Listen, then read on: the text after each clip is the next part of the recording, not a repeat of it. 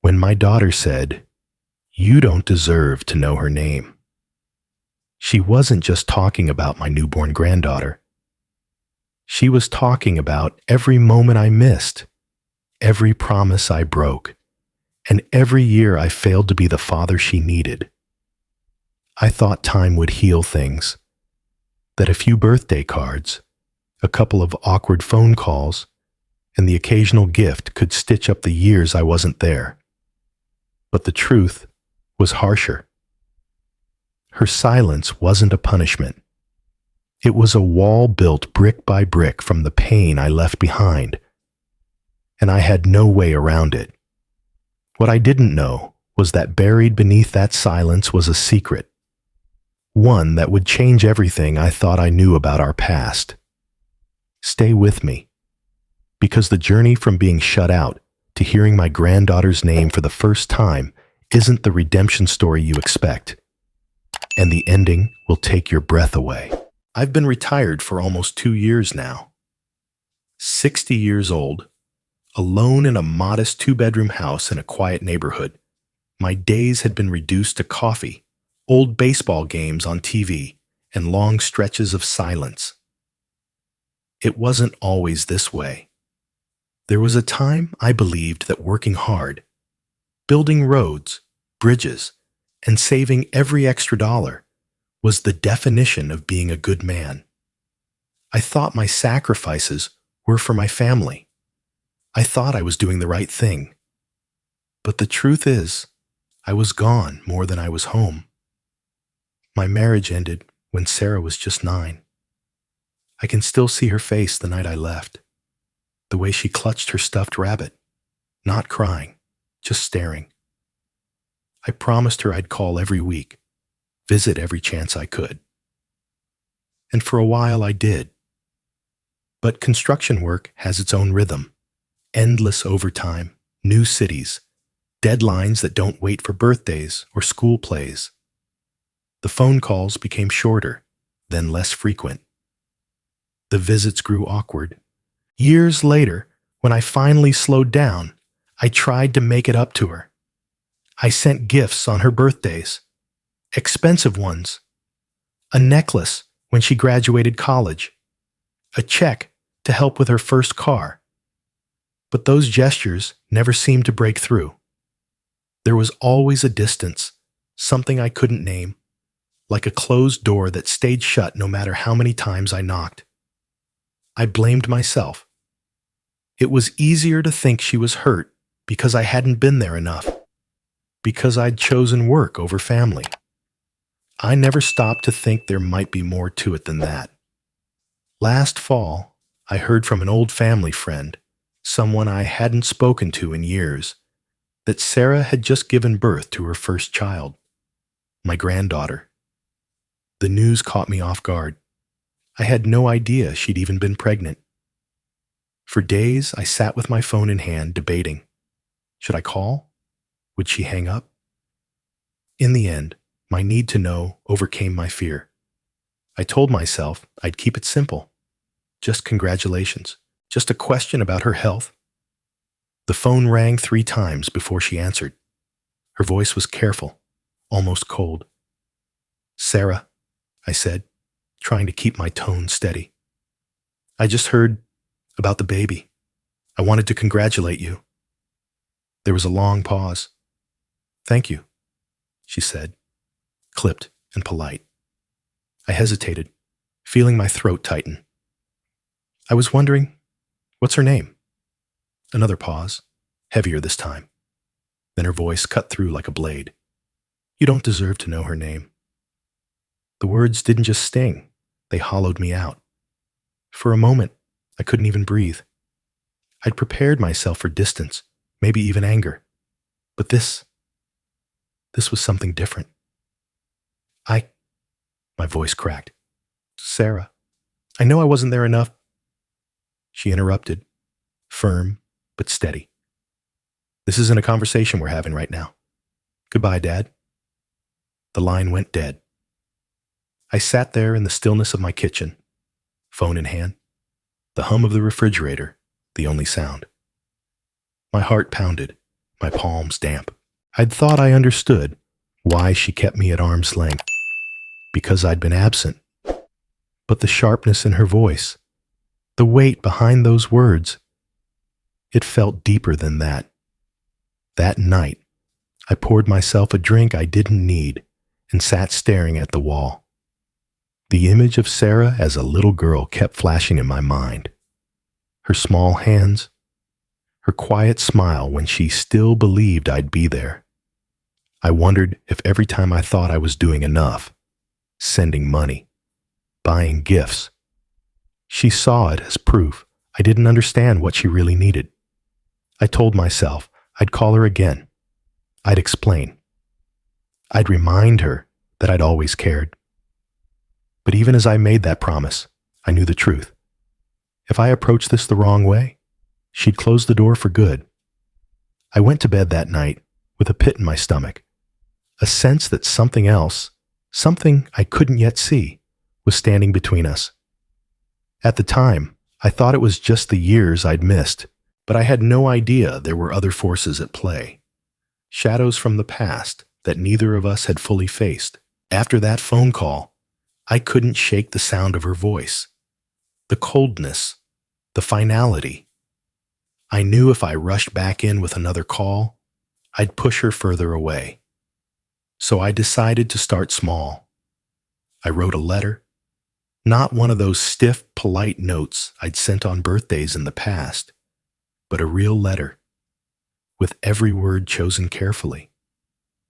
I told her I was sorry for the times I wasn't there, not just sorry in the way you say to smooth things over, but the kind of sorry that comes from years of regret. I didn't defend myself. I didn't offer excuses. I just wanted her to know I remembered every missed moment and that I wished I could go back and be the father she needed. I tucked the letter inside a small package, a soft, handmade blanket for the baby. I'd spent hours choosing it, imagining my granddaughter wrapped in it. I didn't write her name on the card because I didn't know it yet. I simply wrote, "For my granddaughter." A week later, the package came back. The envelope was still sealed. My handwriting stared back at me like a cruel echo. No note, no explanation. I set the box on my kitchen counter and just stood there. I don't know how long I looked at it, but it felt like hours. It was one thing to have her hang up the phone. It was another to have her send my words, my apology, right back to me, untouched. That night, I felt something I hadn't felt in years: helplessness. I could fix a broken beam, rebuild a collapsed wall, but I couldn't rebuild my own family. The next morning, I found a text message from an unknown number. Just one sentence: "Don't push her. She's been hurt enough." I stared at the words, trying to figure out who it could be. A friend of hers? A cousin? Someone who thought they were protecting her? The message made my chest tighten. There was more to her anger than I understood. For days, I walked around with that sentence replaying in my head. She's been hurt enough. What did that mean? Was it only about me? Or had something else happened that I didn't know? I finally decided I couldn't sit in the dark anymore. I reached out to an old acquaintance, Nancy, a friend of my ex-wife's. I hadn't spoken to her in years, but she'd always been honest, sometimes painfully so. When she picked up, her voice was cautious.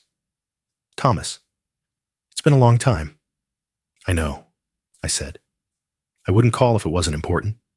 I need to ask about Sarah." There was a pause, then a sigh. "You know she's built her own life. She's protective of it."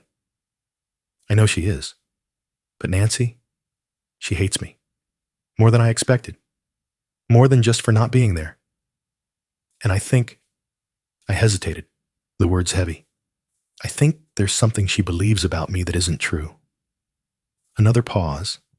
Then Nancy said quietly, "She always believed you left because of another woman. The words hit me like a physical blow. I gripped the phone tighter. What? That's not... That never happened. I know what happened in the marriage was complicated, Nancy continued. But she was young. She heard things from her mother, from relatives. She filled in the blanks the way kids do, and no one corrected her. I sank into a chair, stunned. For decades, my daughter had believed I chose someone else over her and her mother. All the years I'd been working overtime, all the nights on the road, she thought I'd been with someone else. That explained the sharpness in her voice, the way she closed herself off so completely. It wasn't just that I hadn't been there. It was that she thought I hadn't wanted to be there. When I hung up, my hands were still trembling. I realized then that every letter, every gift, every awkward phone call over the years hadn't just failed. They might have made things worse. Because without the truth, everything I did looked like an empty gesture from a man who had chosen another life. If I didn't address this misunderstanding, no amount of apologies would ever matter. For the first time since that phone call, I felt something shift. Not hope, not yet, but clarity. I wasn't just fighting time and distance. I was fighting a story she'd been told for most of her life. And unless I could change that story, I'd never hear my granddaughter's name. I couldn't shake Nancy's words. They stayed with me, louder than my own thoughts. She believed you left because of another woman. That night, I sat alone at my kitchen table, staring at the worn surface as if it could show me the past. My mind wandered back to those final months before the divorce. The truth was simple and ugly. I left because I'd been pushed out. The arguments between me and her mother had become daily battles. Money, bills, late nights at work. I was drowning in overtime trying to keep up, and she was drowning in resentment that I wasn't there. We stopped listening to each other. The house became a place where silence was sharper than any words we spoke. One night, after another fight, about my absence at Sarah's school concert, her mother said, "Maybe it's better if you just go." It wasn't said in anger, but in resignation, like she had already made peace with it. And so I did. Not because I didn't love Sarah, not because there was someone else, but because staying felt like pouring gasoline on a fire. I told myself Sarah would understand when she was older, when she could see that I'd left to stop the fighting. I thought time would explain for me. I was wrong. Time didn't explain anything. It just left empty spaces for the wrong stories to take root. I leaned back in my chair and let out a bitter laugh.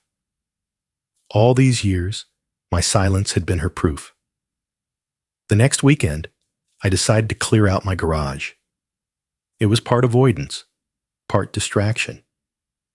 But as I worked, I found myself digging through boxes I hadn't touched in years.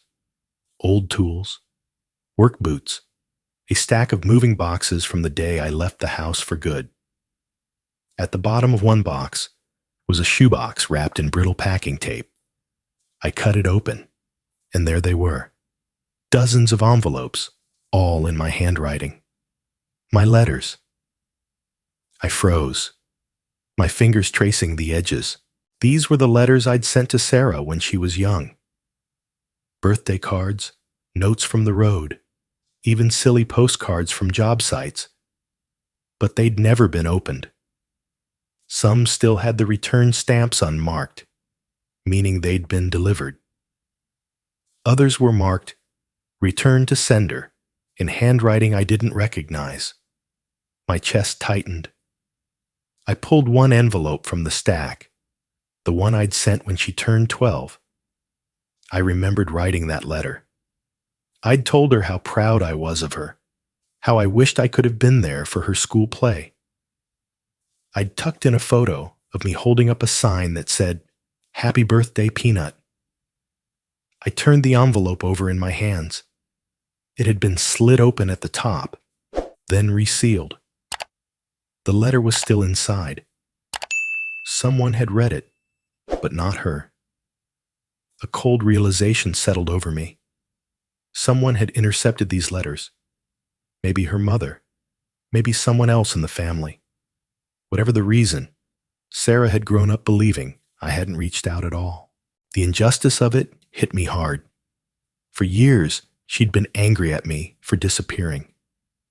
But the truth was, I'd been shouting through a wall I didn't even know existed. I set the letters on my kitchen table, lining them up like evidence in a trial. There were enough to tell a whole story, one she'd never heard. But how do you tell someone the story of their own childhood without it sounding like an attack on the person who raised them? How do you say, "I tried to be there, but someone made sure you didn't know"? I didn't have an answer. All I knew was that if I ever had a chance to make her understand, these letters were my only proof. I gathered them into a neat stack, tied them with twine, and placed them in a box on my dresser. They were no longer just old memories.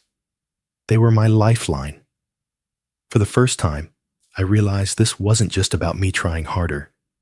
It was about uncovering a truth that had been buried for decades. And maybe, just maybe, that truth could change everything. I knew I couldn't just show up at Sarah's door with a box of letters and expect her to listen. If there was one thing I'd learned in 60 years, it was that trust isn't built in a single moment. It's built in small, steady ones. So, I chose a different path. Not direct confrontation, not another phone call she could ignore, but presence. Quiet, consistent presence. I heard from a neighbor that Sarah volunteered at the town library's reading program. It wasn't surprising. She'd always loved books. I decided to join the volunteer list for weekend events. I didn't tell her. I didn't want her to think I was there to force anything. I just wanted her to see me differently. The first Saturday I walked in, she didn't even notice me at first. She was sitting cross-legged on a mat, reading The Velveteen Rabbit to a group of wide-eyed kids. Her voice was soft but confident, just like when she was little and used to read to her stuffed animals. I stayed in the back, sorting books, letting her have her space. I didn't speak to her. I didn't even make eye contact. Over the next few weeks, I kept showing up. I helped set up chairs, restock shelves, carry boxes of donated books. Sometimes we were in the same room, sometimes not. But I knew she saw me. Her glances were quick, almost cautious, like she was trying to figure out my angle. I didn't push. I didn't hand her the letters. I didn't even mention the baby. My only goal was to show her something I hadn't been able to show when she was growing up: consistency. One afternoon, I overheard another volunteer whisper, "That's Sarah's dad, right? He's been here every weekend." It wasn't meant for me to hear, but it made something warm flicker in my chest. Maybe she'd noticed too. Then, one Saturday, it happened. I was stacking chairs when I heard her voice behind me. "Dad." I turned, careful to keep my face calm. "Sarah." She looked at me for a long moment, her expression unreadable. "Are you here for me? Or for someone else?" It wasn't an invitation. It was a test. I chose my words carefully. "I'm here because the library needed help, and because I like knowing we're in the same room, even if we're not talking." Her lips pressed together, as if she didn't expect that answer. She looked down, then back at me. "You've been showing up a lot," she said. "I have." I didn't offer more. For a moment, she just stood there, then crossed her arms. I've been thinking about the baby. My heart kicked hard against my ribs. I kept my voice steady. How is she? She's fine, Sarah said. She hesitated, then added, I'm considering letting you meet her. I didn't move. I didn't smile. I didn't want to scare the moment away. But, she continued, her eyes locking onto mine, it's not that simple. There's something you'd have to agree to first. I nodded slowly. Okay, what is it? Her gaze lingered on me, weighing my reaction. Not here. I'll tell you when I'm ready. And just like that, she turned and walked away, leaving me with more questions than answers. For the first time in years, though, there was a shift. Not forgiveness. Not yet. But a door opening, just a crack. And I knew I had to be ready for whatever condition she was about to place in front of me. A week after the library conversation, Sarah called. It was the first time she'd called me in years. I've decided, she said, her tone measured. If you want to meet the baby, you'll have to come to a family therapy session with me. 1 session. You listen, no interruptions, no defending yourself. You agree to hear everything I have to say. Can you do that? I swallowed. Yes, I can do that. I didn't hesitate because I knew this was my only chance. The following Thursday, I walked into a quiet office on the 2nd floor of a brick building downtown. The smell of coffee and lavender hung in the air. The therapist, a middle-aged woman named Dr. Miller, greeted me with a firm handshake and an expression that told me she'd seen hundreds of families just like mine. Sarah was already seated, her posture straight, her arms folded across her lap. Her eyes didn't soften when she saw me. Thank you for coming, Dr. Miller said as we all sat down. Sarah started speaking almost immediately. Her voice was steady, but her words landed like stones. She told me about the nights she'd waited by the phone for calls that didn't come. The birthdays where she blew out candles wondering if I remembered. The soccer games, the school plays, the graduation, events she thought I chose to miss because I didn't care enough. And then she told me about her mother. How, during those years, her mother would shake her head and say, "Your father has his own life now. We're not part of it. She made it sound like you left because you wanted someone else more than us," Sarah said, her voice catching for the first time. "And the way you stayed away, it just made sense. Why else would you disappear?" I listened, just as I'd promised, each word cutting into me. I wanted to tell her it wasn't true, that her mother was wrong, that there had never been anyone else. But I stayed silent, my hands gripping my knees. When she finished, there was a heavy pause. Dr. Miller looked at me. "You've heard her version of events. Is there anything you'd like to share?" I took a slow breath. "Yes. There's something you need to see." I reached into my bag and pulled out the stack of letters I'd found in my garage. I placed them gently on the table between us. "These are the letters I sent you. Over the years, birthdays, postcards, little notes. They were all returned or intercepted. I thought you got them. I didn't know you never saw them." Sarah frowned, her hand hesitating before she picked one up. It was postmarked from when she was 12. She opened it, reading the words I'd written decades ago. Her lips moved silently as she read. Then she opened another, and another. Each envelope was the same. My handwriting, my words, my attempts to be part of her life. Her eyes filled with tears. She looked at me, confusion and anger twisting across her face. I never saw these. Not one. She told me you never wrote. She told me you didn't care enough to call. I called, I said quietly. I wrote. I tried. I didn't know you weren't getting them. The room was silent except for the sound of her breathing, quick and uneven. Dr. Miller leaned forward slightly, watching Sarah's reaction. For years, Sarah had built her life on a story that painted me as a man who walked away without looking back. Now, in a single session, the ground beneath that story cracked wide open. She set the letters down, her hands trembling. All this time, I hated you for something you didn't even do. Her voice broke, and she looked away. I didn't reach for her. I didn't push. I just sat there, letting the truth settle in. It wasn't forgiveness. Not yet. But it was the first time I'd seen her question the story she'd been told her whole life. For the first time, I felt the faint, almost fragile hope that maybe the door to my granddaughter's world wasn't completely shut.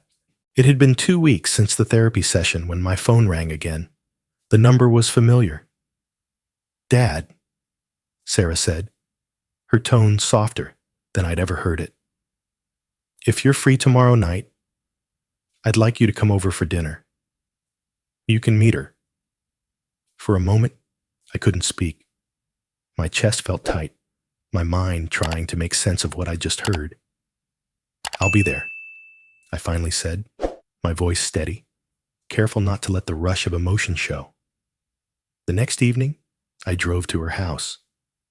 My hands gripped the steering wheel tighter than they needed to. Every mile felt like it was carrying the weight of decades, missed birthdays, unanswered calls, unopened letters. When I reached her driveway, I took a moment to collect myself. I didn't want to walk in carrying all my guilt. Tonight wasn't about apologies. It was about presence. She opened the door before I could knock. "Come in," she said. Her voice was calm, but I could tell she was nervous too. The smell of roasted chicken filled the air. The table was set simply, with 3 plates. I saw a high chair tucked next to hers. And then I saw her, the baby, my granddaughter. She was in a soft yellow dress, her tiny fingers wrapped around a stuffed rabbit. She looked up at me with curious eyes that didn't carry any of the history between me and her mother. "This is her," Sarah said quietly. I smiled, my throat tightening. "She's beautiful." We sat down to dinner. At first, the conversation was cautious, safe topics, simple questions. I asked about her work, the baby's sleeping schedule, the little milestones. Sarah answered without edge in her voice. It wasn't until dessert that it happened. "She has a name, you know," Sarah said, almost casually. I looked at her, my heart beating faster. "I'd love to know it." Sarah met my eyes. "Her name is Grace." I let the word settle. Grace. It felt like more than just a name. It felt like a message, a quiet offering in the middle of everything we'd been through. I wanted to let my emotions show, to tell her what it meant to hear that, but I stayed composed. The moment was too fragile to risk. The rest of the evening passed in a blur of small moments. Grace grabbing at my finger, Sarah laughing softly when I made a silly face at the baby. There were no big speeches, no dramatic breakthroughs, just the quiet comfort of sharing a room, a meal, a presence. When it was time to leave, Sarah walked me to the door. "Thank you for coming," she said. "Thank you for inviting me," I replied. I was halfway to my car when she called out, "Dad?" I turned. She hesitated, then said, "Her full name is Grace Thompson. She has your last name." For a moment, I couldn't move. The words hit me like sunlight after years of rain. It wasn't full forgiveness. It wasn't the undoing of everything that had happened, but it was something. An acknowledgement, a bridge, a beginning. I nodded, my voice steady. That means more to me than you know. Driving home, I thought about how far we'd come. The years of silence, the weight of misunderstandings, the painful therapy session. It hadn't erased the past, but it had changed the future. Not every wound heals completely. Some leave scars, but scars mean the wound has closed. And for the first time, I felt like maybe ours had. The lesson was simple, but it had taken me a lifetime to learn. Presence matters more than words. Patience builds bridges that apologies alone can't. And sometimes, love comes quietly, in the form of a name whispered at the door. As I pulled into my driveway, I looked at the box of letters still sitting on my passenger seat. I didn't need to give them to her tonight. There would be other dinners, other moments. Time would give me the chance. For now, Grace knew my name, and that was enough.